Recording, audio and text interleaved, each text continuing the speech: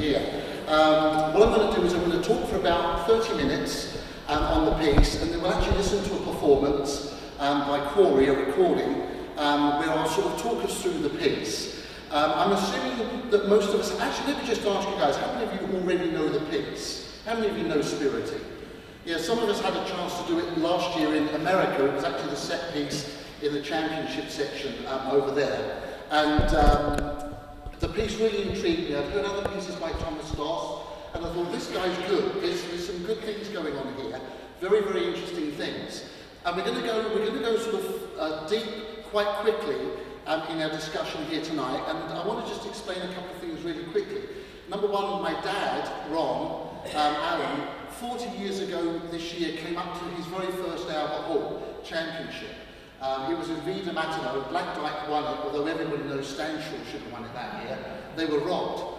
And my dad fell in love with brass bands, and that had a huge impact on me and my brother. So it's really nice 40 years later to be standing here doing the talk. Also, I want to dedicate the talk today to Ray Stedman Allen, who became a friend of mine on the telephone, actually. I never met him personally, but I had a lot of telephone conversations with him, and I know that he would have found this piece really, really interesting.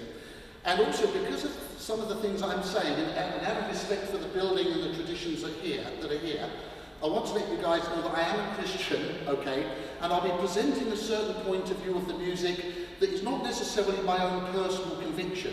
I'm going to be talking about certain things that I find that are in the music, and those things are interesting to me, but you just need to understand that they don't necessarily represent my own point of view. I'm going to be talking about Thomas Doss's point of view, and I'll be setting that to some extent within a frame, okay? So, as they sometimes say at the beginning of DVDs, the content of this lecture I'm about to give is entirely my own, okay? So, you've got to still love Phil Biggs and the institution after this. If anybody's at fault, if you take issue with anything, come and see me, and I'd love to chat about it over a cup of coffee. All right? Okay, the first thing I want to do is I want to set a bit of a framework. I don't want to take anything for granted, so I want to set a little bit of a framework in which I want to set the piece, because I think some of the things about the context are what make this piece really powerful. We're going to be hearing, I think, something like 20 performances of this piece tomorrow. So we're going to hear lots of different points of view, lots of different musical interpretations of the piece. And so the framework that I want to set is a historical one to begin with. And I want to contrast two things. I want to talk for the first instance here about the classical tradition. And by the classical tradition, I'm talking about antiquity, and I'm talking in particular about the Greeks and the Romans, okay, the ancients, as it were. The ancients, over a period of centuries, arrived at a certain conclusion about life, that life is basically meaningless. Most of the ancients did not believe in their gods. The Roman gods and the Greek gods were just as bad as human beings, but if not worse. So people had gods, but they didn't really believe in them as divinities in that sense. It's more that they were responsible for certain things, but they were not really worshipped as divinities in any personal sense in the classical period. The view that the classical period had is that basically when we die, death is the end. And which basically means when we close our eyes for the last time, we completely cease to exist. Okay? There's no euphemism in the classical world. They didn't talk about anybody falling asleep or dreaming. It was just seen that when you die and you close your eyes for the last time, you yourself completely cease to exist. And the consequences of that philosophy, and I can't go into detail now, but I'd be happy to talk about it afterwards. The consequences of that philosophy are basically that life is essentially meaningless. The classical view was basically life is tragic. Bad things happen all the time. Very, very occasionally they're relieved by some joyful and happy moments. But those happy and joyful moments are not really consolations for the overriding sense of meaninglessness and tragedy. We've all heard of Greek tragedies before, right? The plays that are called Greek tragedies. This was within the ancient classical culture. This is basically what Greek tragedies essentially did, okay? So basically, if you want to use a terminology for it, you would say that the classical view was an atheist view. It was an atheist view. There's no afterlife. This life is all there is. You have to get what you can get out of this life before you die. If you get joy and happiness, that's great, but essentially a lot of bad things are going to happen to you, and really the bad things will not be, they won't be matched by the good things. So life is essentially tragic, okay? Now, by the time we get to about 70 years before Christ, and the timing is significant here, we have philosopher poets like Virgil writing poems, and there's one in particular called Eclogue 4, where he summarised the classical view, which was this: if death is the end, and we're all going to die, if death is the end, and the moment you die, you just cease to exist, the only solution to that problem is that one human being, one person, has to die, come back from death, and never die again. Let me just say that again, okay? The classical solution is one person. It can't be an animal, because we're humans. The stakes are too high. It has to be a person. One person has to die, come back from death, and never die again. The classical world agreed. It doesn't matter how fantastic that sounds. When you look at the brutal reality of death, that is really the only solution. And Virgil wrote a poem called Eclogue 4 about BC 70, which actually said this. It's called the Messianic Prophecy. It's a pagan, basically a pagan Roman, saying at some future point, the only hope is that someone will come along and do this. Now, of course, historically, that person is Jesus. To the best of my knowledge, there's no one else. I always tell my students at Ryder, I'm on Facebook. I'm probably going to be around. I'm about 55 years old. I'll probably, all things being even, I'll be around another 20 years. If you hear of anyone else, let me know. I'm not loading the dice here. I'm just talking historically. There's only one person that has claimed to have done this, and the documentary evidence is beyond reasonable doubt. And that person, of course, is Jesus. And we're in the right building to be saying this tonight, aren't we? Okay. Now, this is interesting because we talk about classical music. You see, classical music is not Christian music. Classical music, by its very definition, belongs to antiquity. Classical music comes out of paganism. This is a really, really interesting thing because, of course, as we look back at composers like Bach and Bruckner, and I'm using their names particularly because they have direct relevance to Spiriti, we do find within the classical tradition that there are religious composers. Okay, Bruckner and Bach, being Olivier Messiaen, the French composer, probably being the most famous as we look back in broad terms, okay? And of course, in Spiriti, the composition of Spiriti utilises two very significant pieces of music. One is a Bach chorale, a chorale by Johann Sebastian Bach, da da da da da da da da, which most of us recognise as the Old Hundredth, all creatures on earth do dwell. The German text that Thomas Doss actually quotes in the score is, I lean on your throne, O God, please have mercy on me, a sinner. Okay? The fact that he quotes that text in the score, as opposed to just saying the chorale title, indicates that that text may have some significance in understanding why that particular tune is the one that he chose to use. The other piece of music that he uses is the famous quotation from Bruckner's Fifth Symphony. Bum, bum, bum, bum, bum, bum, bum, bum. It's actually quoted many times in the last movement of Bruckner's Fifth Symphony. And in fact, Thomas Doss also uses that same chorale in a piece of music before Spiriti called Toccata and Fantasia. I don't know whether any of us know that piece. It's one of his less well-known brass band pieces.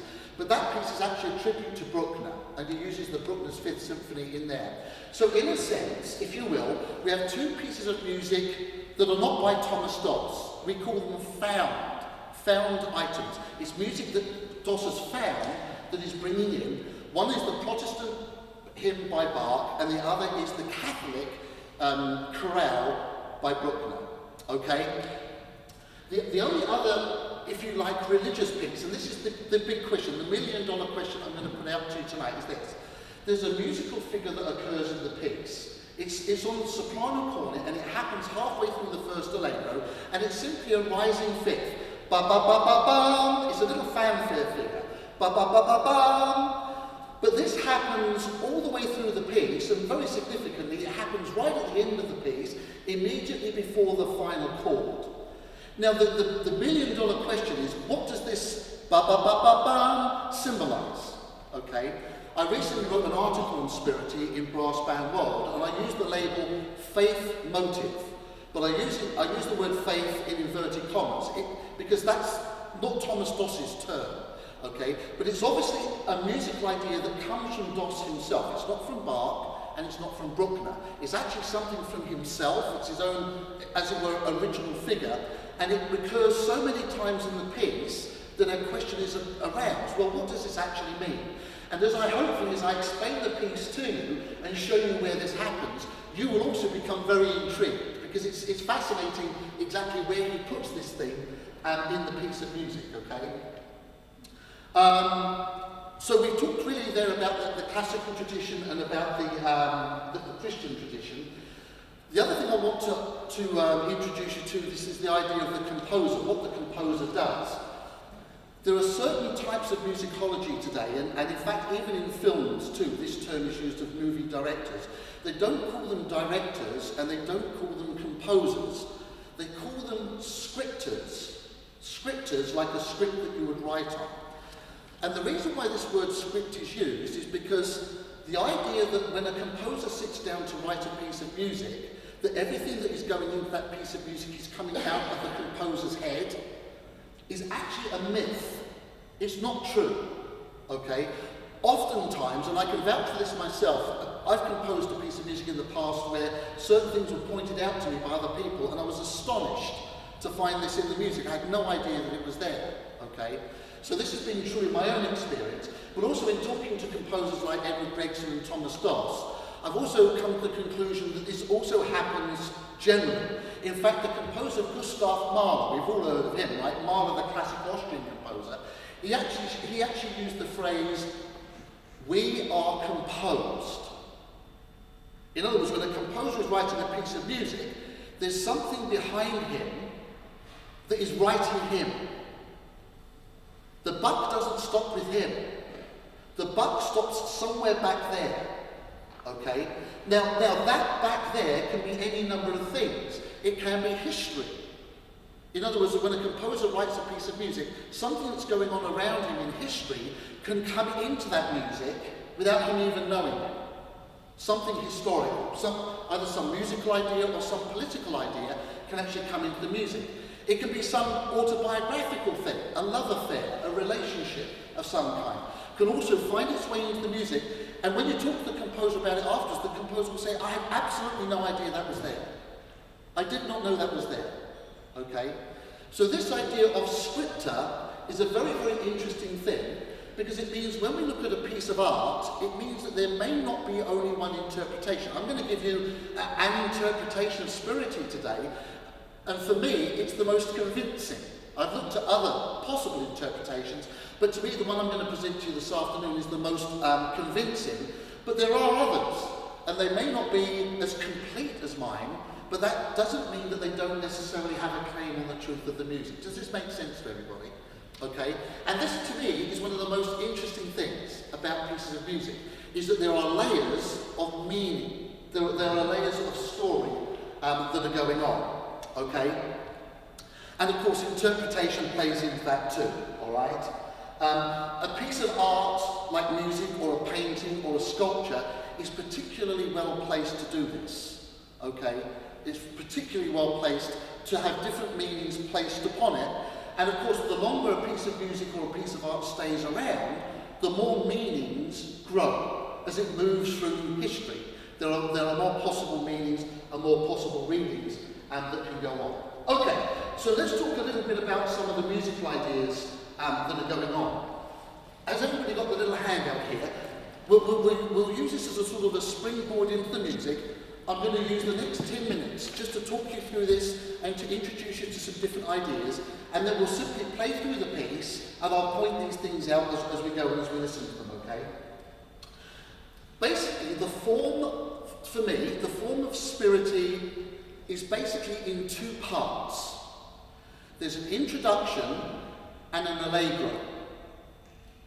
That is then followed followed by a repeat of the introduction, but a small introduction, if you will, then a long, slow section of music, and then a second allegro. So if you like, Spiriti is a mirror. We hear one complete thing, an introduction and an allegro, then there's a mirror where we replay the music that we've just heard, but with some other elements that are included in it. So let's take a look, if you like, at the first part, okay? The introduction, Thomas Doss refers to the introduction as a funeral march. Now it's interesting because we hear some very strange sounds. We hear the basses, the tubas, ba ba ba ba ba ba ba ba ba, which is like nodding off to sleep. It's like someone whose head's nodding off to sleep, okay? We hear glissando on the trombone. Really weird sounding glissandos on the trombone. This is snoring. The trombones are basically recreated, and Thomas Doss is a trombone player. His trombone writing is very interesting. But a lot of the glissandos that we hear are basically snoring.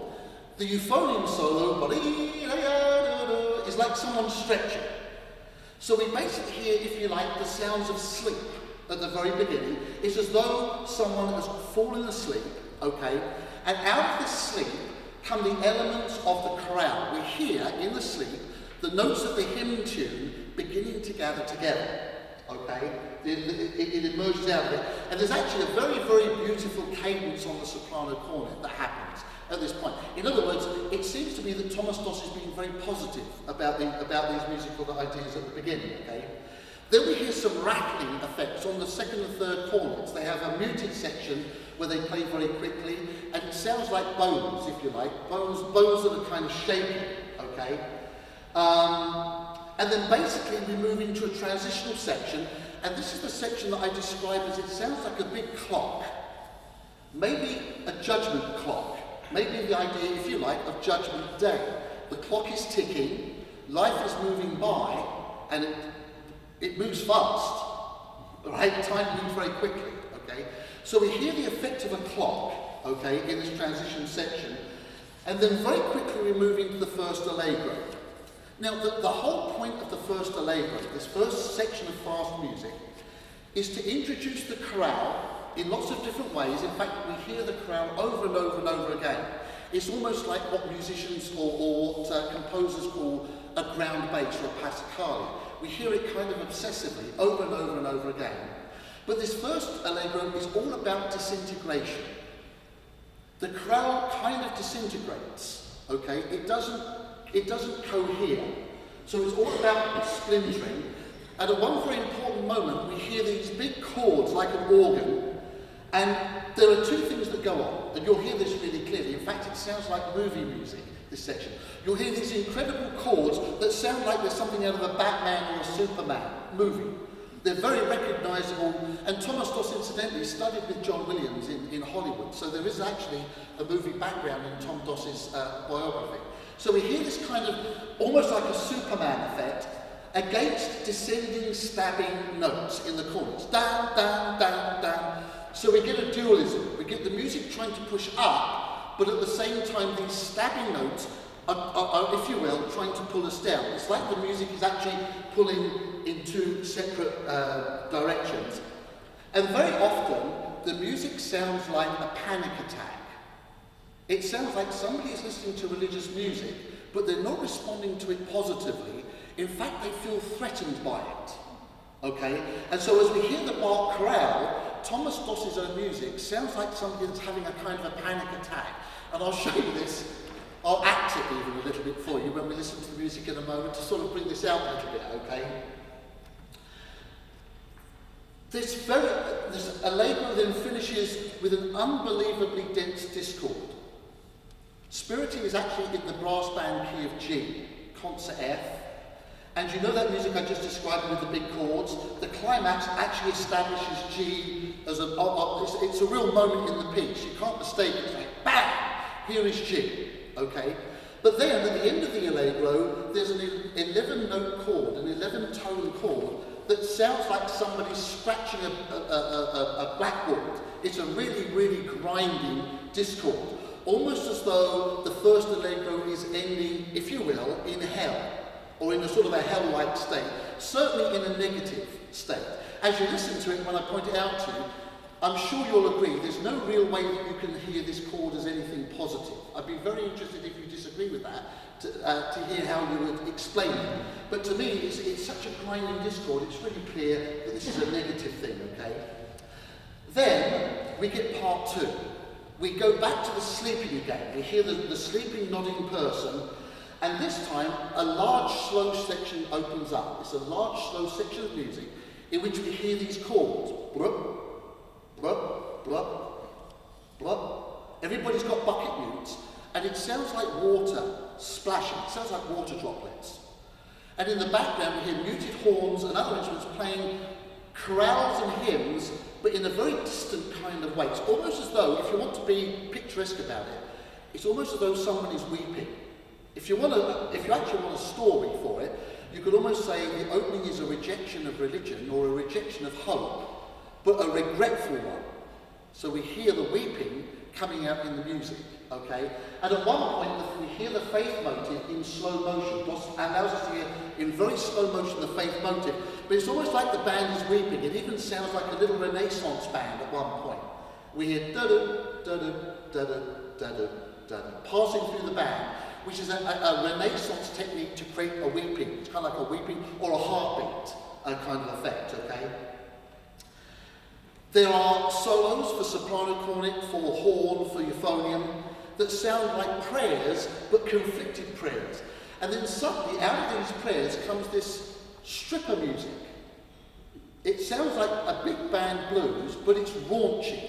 It's if any of you know Prelude, Fugue and Riffs by Leonard Bernstein, it's almost like the strip club music from that piece. It's almost like Doss has taken the musical idea that is as far removed from a normal view of religion as possible. It's like we've gone from church, if you like, to the strip club, okay? And this suddenly explodes out of the music. And at the end, we hear the soprano, da-da-da-da-da, as if the soprano cornet is saying, no, don't do this, don't, if you will, go to the strip club, okay?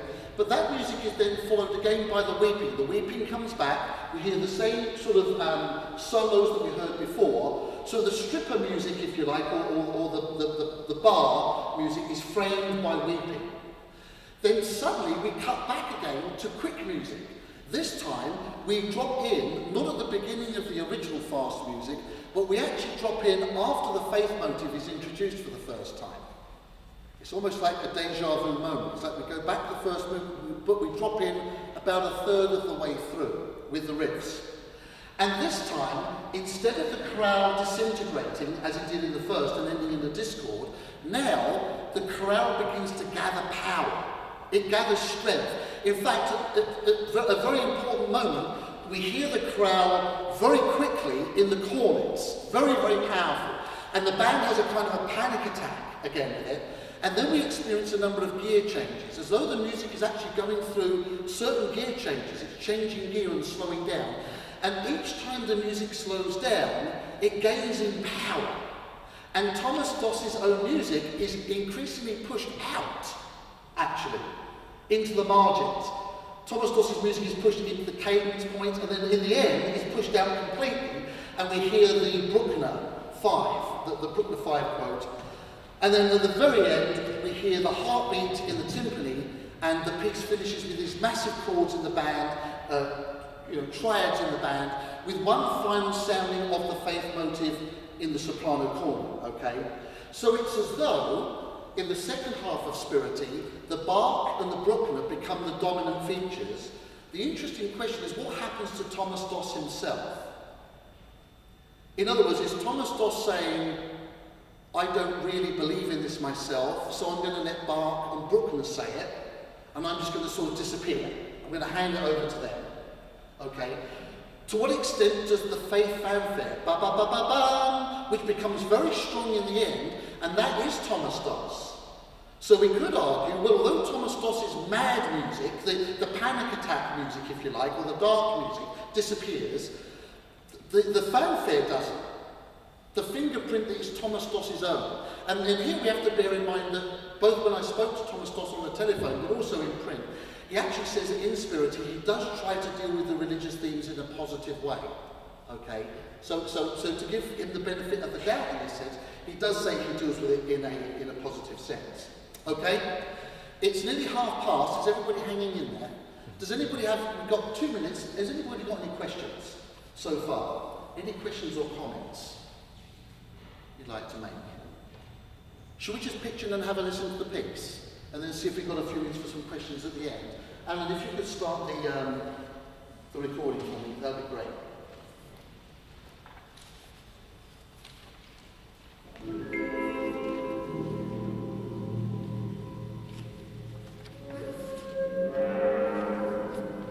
So here's the falling to sleep.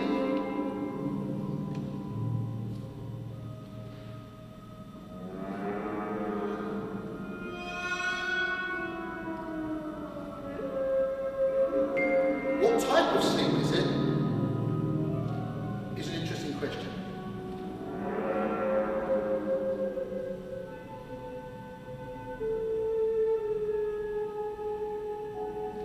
And gradually in the cornets, we hear the ghost of the crowd in the background. But all the time it's like someone's rolling over in their sleep. Then in figure 10, the music brightens. We hear the crowd. And again.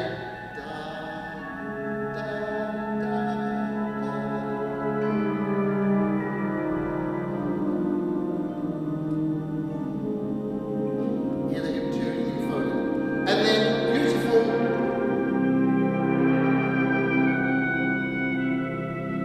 Like a moment of awe. And then back into sleep again.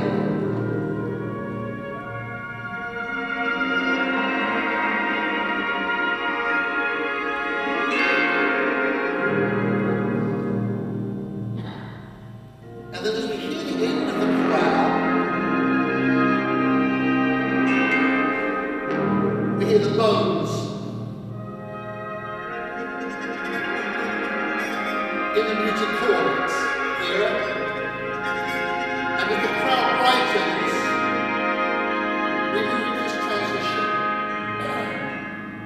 And it's the clock.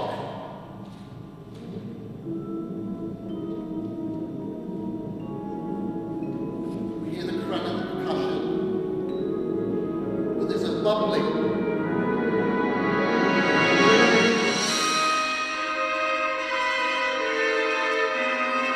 And a sort of a tightening.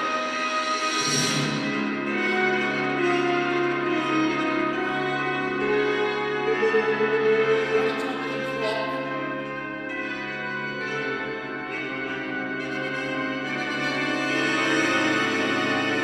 And then we move into the first allegro. Very nervous, agitated. Every bar has a different time signature. You hear the crowd and the baritone. And you still hear the clock. And the percussion.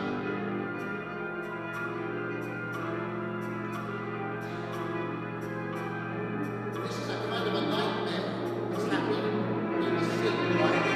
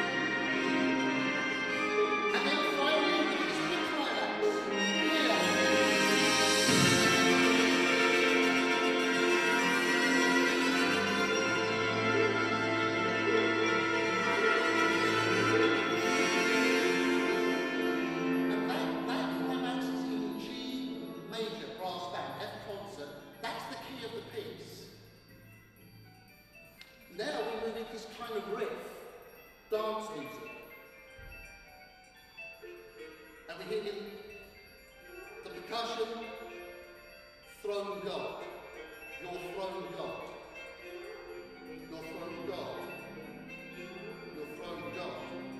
And then the chorale seeps in with this dance effect that the music is important. And then there's a panic attack.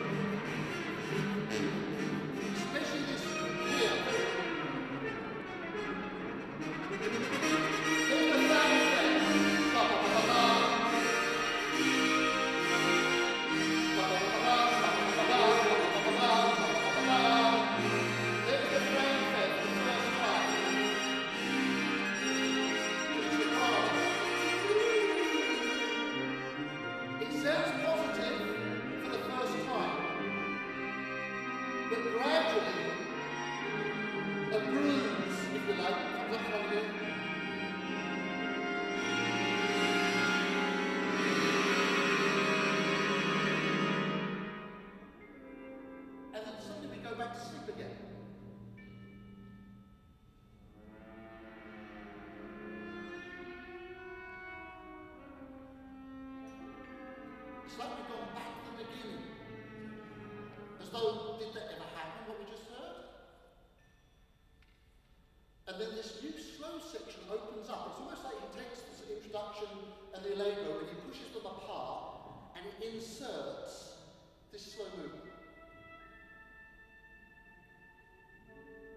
And the soprano plays these fourths and we hear this weeping.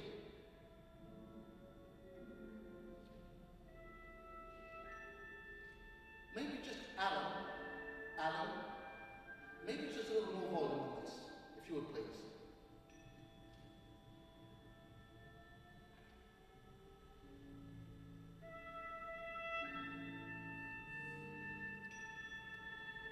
Those moving,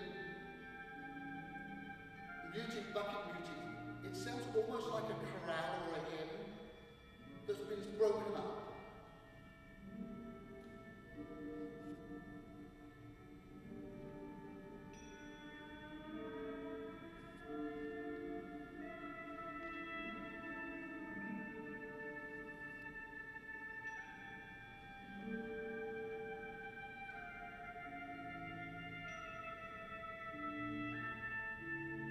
And this is the first time we've heard any music without the bar chorale.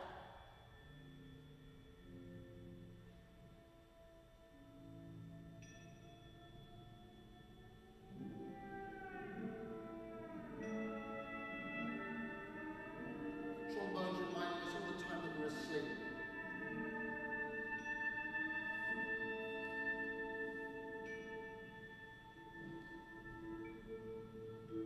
And then we get a series of solos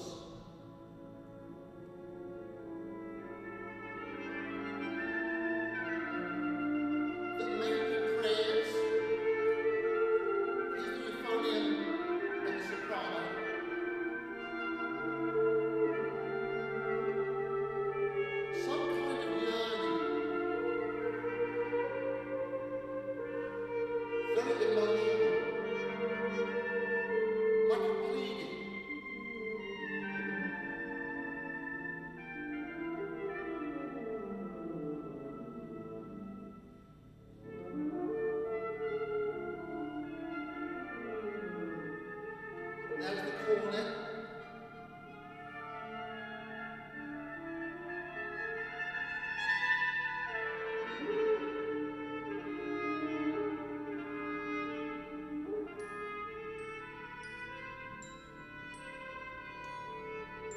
Again, a clock. And then suddenly we hear the faith fanfare. Da da da da da, recognize it? But it's slow.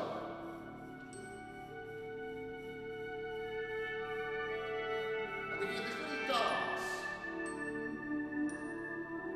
through the band. Again, kind of like weeping, kind of like a heartbeat. Then we get this transition from we start to like a jazz or a blues feeling, and then suddenly we get this strip of music.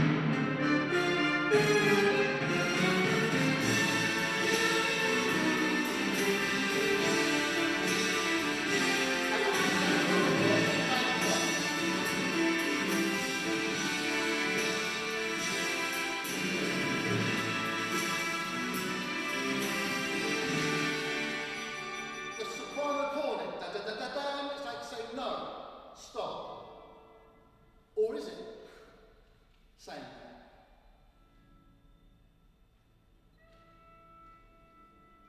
That little fanfare is an interesting thing.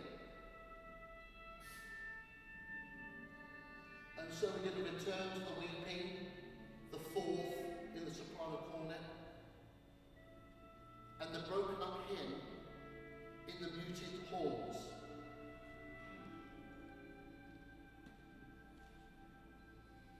Is it repentance or is it worldly sorrow?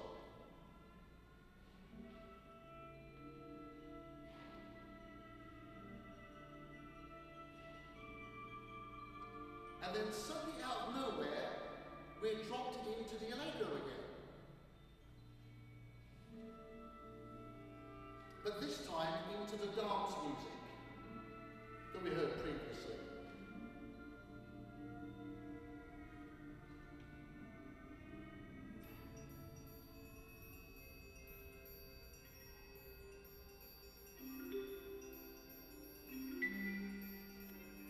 And gradually the chorale comes back.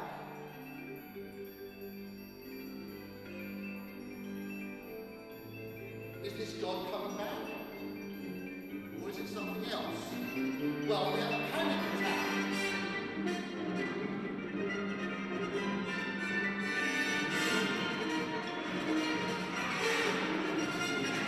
It sounds like jazz and the rite of spring mixed together.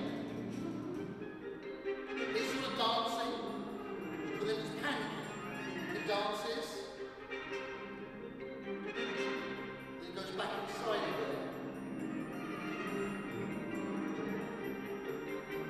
And then we hit the crowd.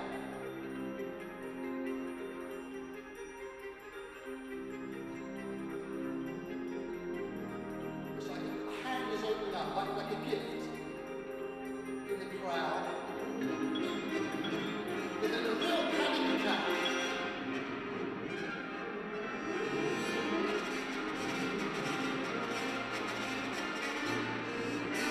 And then the fanfare.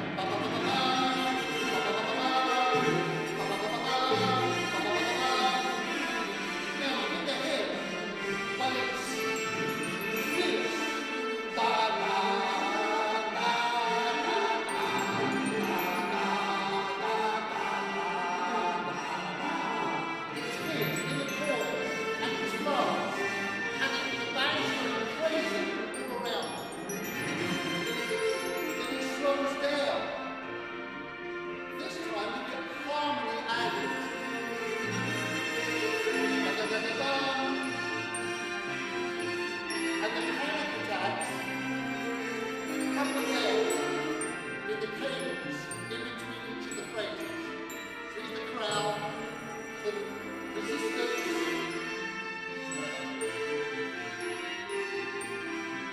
have one more gear change.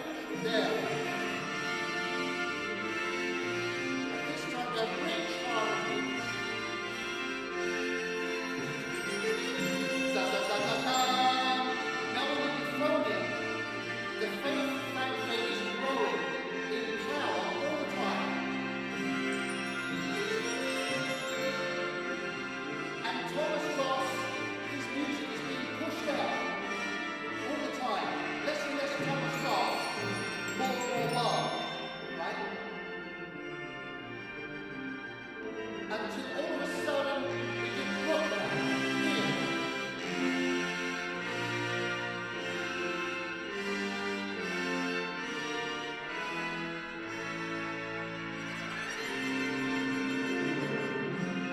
And then the final affirmation of G major, any concert, soprano chorus.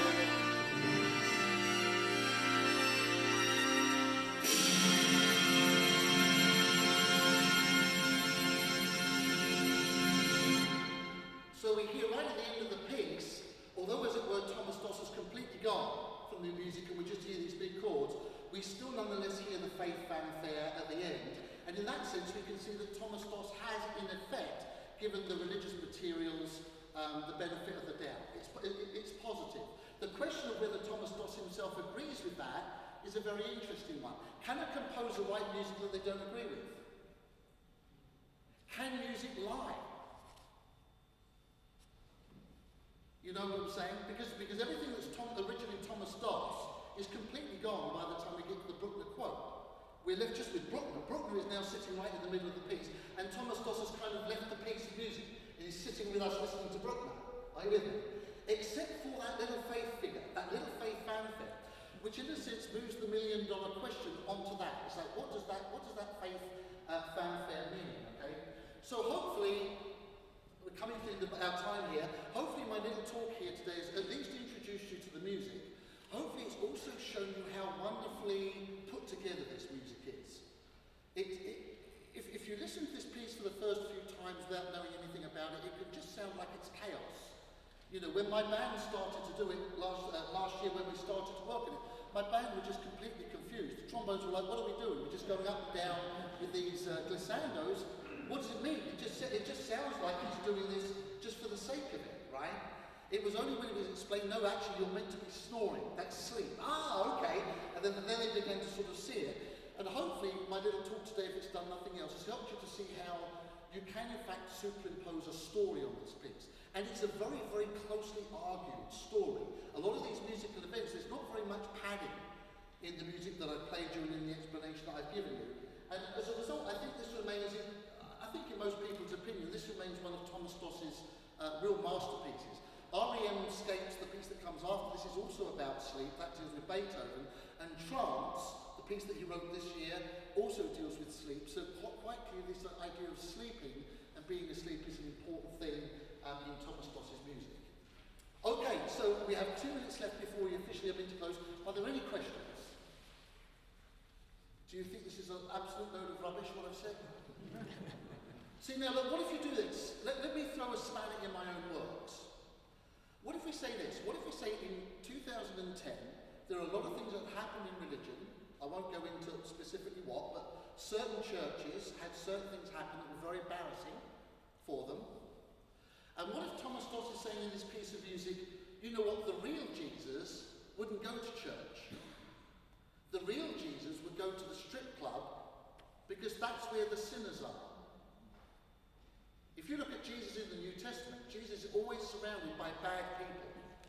The people that Jesus attacks are the religious people.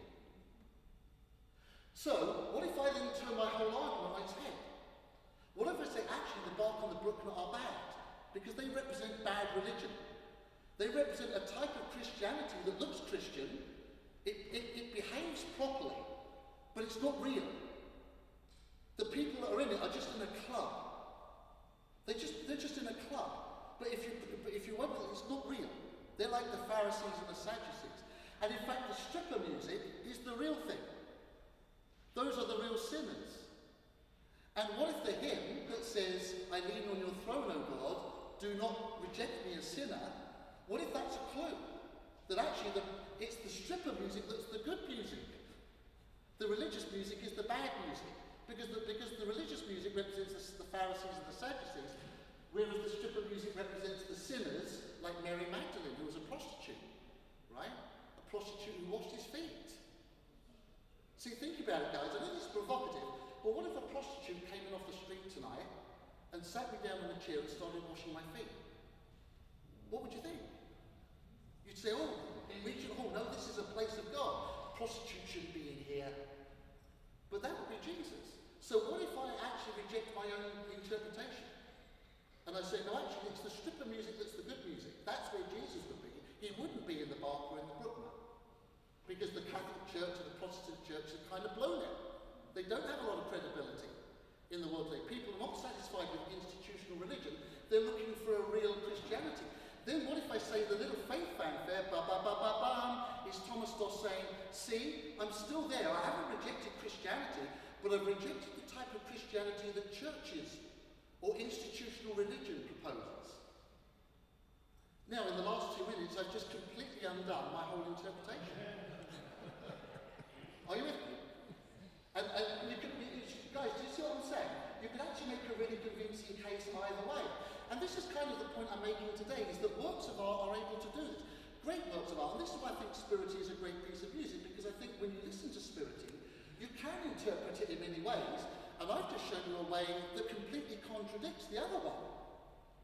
So you can actually have contradictory interpretations going on at the same time.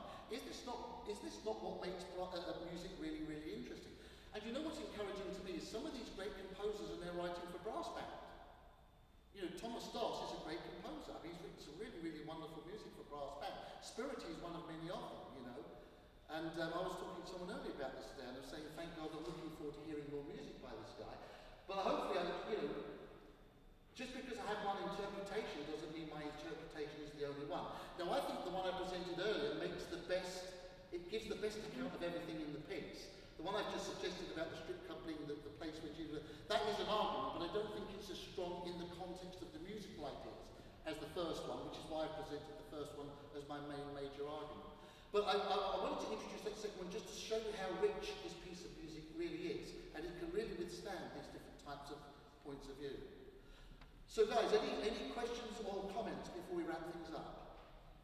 Well, I'm going to be sticking around for a few moments, so if you want to come and say anything personally, I'd love to meet you and say hi to you. I think we're all in for a great treat tomorrow. We have 20 performances of this piece, and hopefully you've now got a little bit more ammunition that will make you sit through a few more performances than you might have done otherwise. Thank you so much. Thank you for coming out this afternoon.